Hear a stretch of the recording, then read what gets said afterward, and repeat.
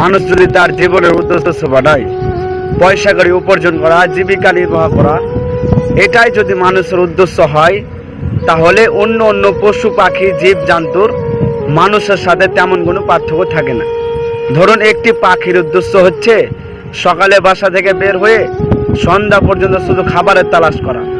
আজ আমাদের অবস্থা দেখা যায় খেতে খামারি করা, চাকরি বাকরি করা, পরিবার পরিজনের মুখে খাবার তুলে দেওয়া ইত্যাদি আরও যত কাজ আছে, এই সব কাজ করার আমাদের কাছে সময় আছে, কিন্তু আল্লাহর অনুগত্য করা, আল্লাহর কথাকে মেনে মেনে আমাদেরকে সেই পথে প্রচালিত করার সময় থাকে না।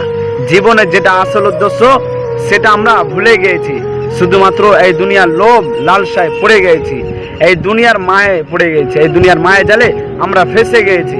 ফলে মৃত্যুর কথা আমরা ভুলে গিয়েছি, পাগলের মতো ছুটতেছি।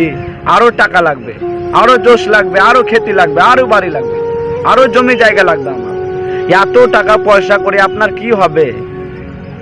আপনার কি হবে? স্টপ, টেক ইউ রেস্ট, থামুন না। অনেক হয়েছে, আর না, অনেক হয়েছে। টাকা অনেক করেছো, অনেক জমি জায়গা করেছো, অনেক ধন সম্পত্তি করেছো।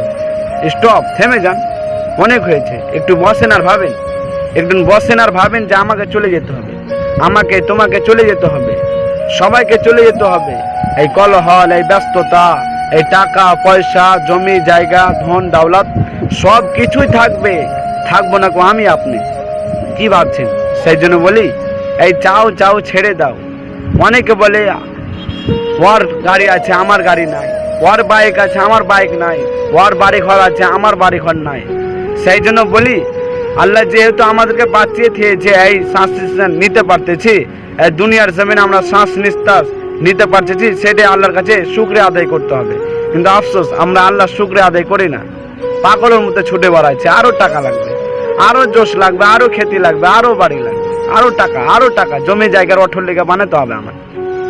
এত টাকা পয়সা করি আপনার কি হবে? সেই জন্য বলি যুবক, ছেড়ে দাও, অনেক হয়েছে তো। আর না, একটু আল্লাহর দিকে ফিরে এসো, একটু আল্লাহর দিকে ফিরে এসো। অনেক টাকা করেছো।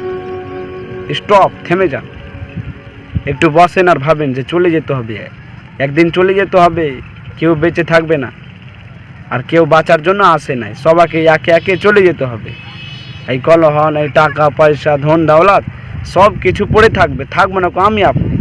কি ভাবছেন? তার উপরে বাঁশ মাটির চাপা দিয়ে ঢেকে দেবে, কেউ সঙ্গে যাবে না। তো আসসালামু আলাইকুম, ভালো থাকো।